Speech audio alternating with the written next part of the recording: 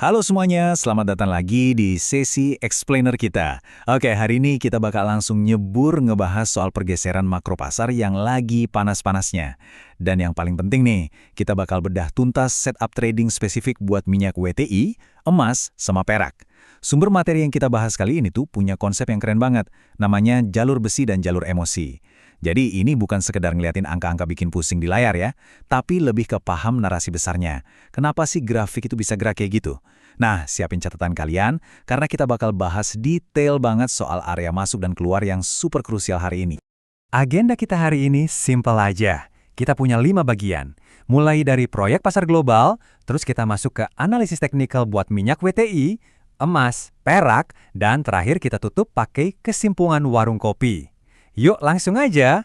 Bagian pertama, proyek pasar global. Gimana sih cara kita memahami efek domino makro ini? Coba deh kita lihat pasar global ini kayak sebuah proyek konstruksi raksasa. Satu aja hal kecil berubah, mood seluruh pekerja bisa langsung ganti. Nah, baru-baru ini ada kejutan dari Timur Tengah. Sumber kita nyatat kalau Iran, yang kebetulan salah satu supplier bahan bangunan gede di dunia, tiba-tiba aja nyetop ekspor bajanya sampai akhir Mei. Ini tuh kejutan pasokan yang benar-benar klasik. Bayangin aja, kalian lagi antri panjang beli gorengan. Gorengan di etalase tinggal 2 biji. Gimana coba? Pasti pada rebutan kan, dan harganya bisa-bisa dinaikin sama yang jual. Sama persis kayak baja sekarang, pasokan globalnya ciut, harganya meroket, dan sektor-sektor yang ada hubungannya langsung ketarik naik. Tapi di saat Iran nahan bajanya, tetangganya malah bikin manuver yang menarik. Pakistan itu baru aja buka rute pintas, ibaratnya jalan tol gratis buat logistik dari negara lain yang mau masuk ke Iran. Ini brilian banget sih ngebuktiin gimana ruwetnya rantai pasokan itu bisa diakalin. Rute yang tadinya harus muter-muter bikin pusing, sekarang jadi mulus banget. Efek dominonya, udah pasti sektor transportasi darat yang paling cuan. Perusahaan logistik senyum lebar karena biaya operasional mereka anjlok, tapi efisiensinya naik gila-gilaan. Oke, lanjut ke bagian 2, minyak WTI. Ini yang kita sebut sang eskalator. Gimana kita bisa nunggangi momentum intraday-nya? Nah, dengan kondisi makro yang tadi, baja langka, logistik lancar jaya, sektor energi pastinya langsung respon dong. Setup pertama kita hari ini itu minyak WTI. Sekarang ini WTI itu ibarat mesin motor yang udah dipanasin dan siap digaspol. Analogi dari sumber materi kita ini pas banget. Pergerakan WTI sekarang tuh persis kayak lagi naik eskalator. Marketnya lagi panas. Kalian nggak perlu lari-lari. Selama kalian nggak loncat dari eskalator itu, ya kalian bakal terus ke bawah naik ngikutin tren. Intinya sih, jangan ngelawan arus. Terus, di mana nih titik krusialnya buat kita masuk? Catat ya, angkanya di 95.90. Ini adalah area support yang super kritis. Anggap aja, ini pijakan eskalatornya. Secara teknikal, selama harga WTI ini kuat nangkring di atas 95.90, para buyer atau pembeli pegang kendali penuh. Ini zona aman buat buy. Tapi, hati-hati nih, kalau sampai harganya jebol ke bawah 95.90, wah, eskalator tadi seketika berubah jadi tangga yang super licin. Jadi, keputusan kalian masuk itu benar-benar bergantung seberapa kuat level 95.90 ini nahan harga. Misalkan pijakan 95.90 tadi beneran kokoh, dan kalian udah terlanjur masuk. Pertanyaannya, kapan kita take profit? Strategi keluar buat setup ini ada di 2 titik kritis. Pertama, amankan dulu profit kalian di level 98.35. Terus, buat target kedua ada di 99.20. Di area-area inilah si mesin panas tadi kemungkinan butuh istirahat, ngambil napas. Jadi pastiin kalian nggak maruk ya, kantongin dulu profitnya di level-level target ini. Masuk ke bagian 3, emas. Kita sebut ini setup pantulan, atau lebih lucunya, sang mantan yang ragu-ragu. Kita geser dulu dari energi ke logam mulia yuk. Grafik emas sekarang ini, persis banget kayak mantan yang masih ragu-ragu. Dia emang belum balikan dan lari ke pelukan kalian, tapi dia tuh udah mulai ngelirik-lirik balik.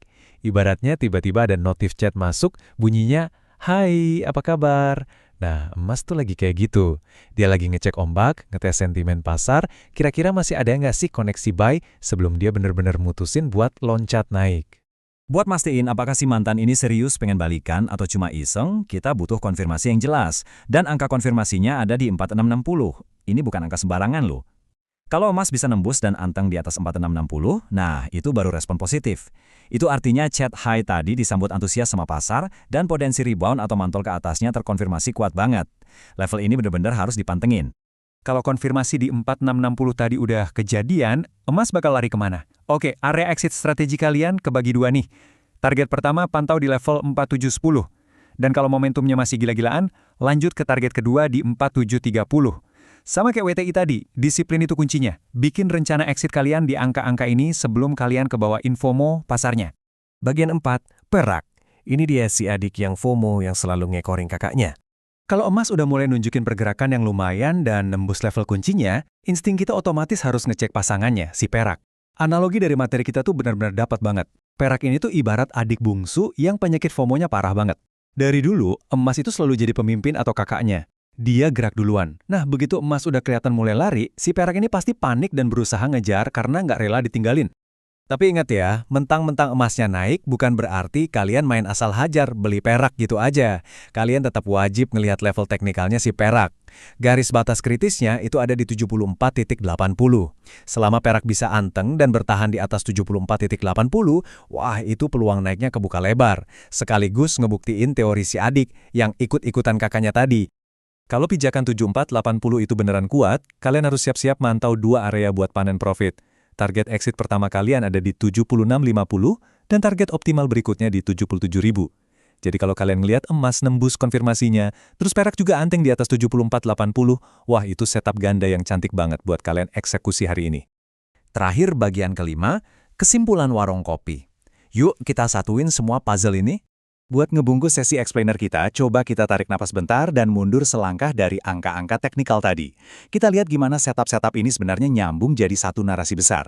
Dominonya jelas banget, mulai dari kejutan pasokan baja Iran yang bikin harga naik, terus rute jalan tol baru di Pakistan yang bikin logistik lancar. Nah, kelancaran logistik ini ngasih makan momentum energi, bikin WTI nangkap uptrendnya secara intraday. Dan ujung-ujungnya, semua perputaran uang di makro ini ngebukain jalan buat logam mulia, si emas dan perak buat siap-siap mantul ke atas. Semuanya tuh ngeling. Dan ini loh inti yang mau disampaikan dari sumber materi kita. Begitu kalian berhenti ngelihat pasar itu cuma sekedar kedap-kedip angka hijau dan merah, dan mulai ngerti kalau ini tuh sebenarnya cerita yang hidup, tentang siapa yang lagi nahan baja, siapa yang ngebuka rute logistik, dan pihak mana yang gerak duluan. Begitu paham itu, grafik di layar kalian bakal jauh lebih masuk akal dan gampang dibaca. Pada akhirnya gini ya, trader jago itu bukan dukun yang bisa nebak arah pasar 100% benar terus. Tapi mereka adalah orang-orang yang tahu persis kapan harus masuk dan sikat profit di level-level kritis tadi, dan kapan kondisinya lagi absurd banget sampai mereka milih nyingkir dulu buat ngopi santai.